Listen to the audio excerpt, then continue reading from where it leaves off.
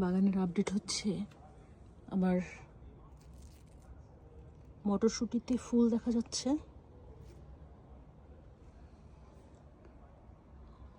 আর লাল শাকগুলো একটু বড় হয়েছে, ফুলকপি অনেকটা বড় হয়ে গেছে। আর এখানে আমি এগুলো ওই কচুর লতি খেয়েছিলাম, সেই লতি থেকে গাছ করেছি। কচুর লতি যেহেতু জল পছন্দ করে, জলাবদ্ধ জায়গা পছন্দ করে, সেজন্য ওকে জলের ব্যবস্থা করে দিয়েছি। এটা জলটা শুকিয়ে গেলে আবার হয়তো জল দিয়ে দেবো।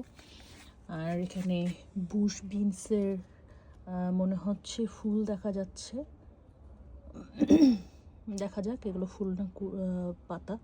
আমার মনে হচ্ছে এগুলো ফুল, পাতা হলে অনেকটা এরকম হয়, এই হচ্ছে ব্যাপার। আর একটা টমেটো গাছ, সেটা এই গত বছরের টমেটো গাছটা ঘরে ছিল, এটাকে বের করে দিয়েছি। এটা দেখি এখন সার টার দিয়ে এটা ফুল চলে এসেছে। এখানে এখানে ভেতরে কিছু,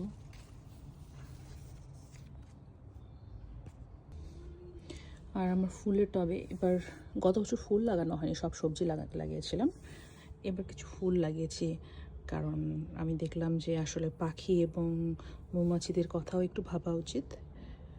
তো সেজন্য এবার বেশ কিছু ফুল লাগিয়েছি আমি। তার মধ্যে গাঁদা ফুলের এখানে কুড়ি চলে এসেছে। এত ছোট গাছে ফুল ফুটলে কেমন লাগবে আমি জানি না।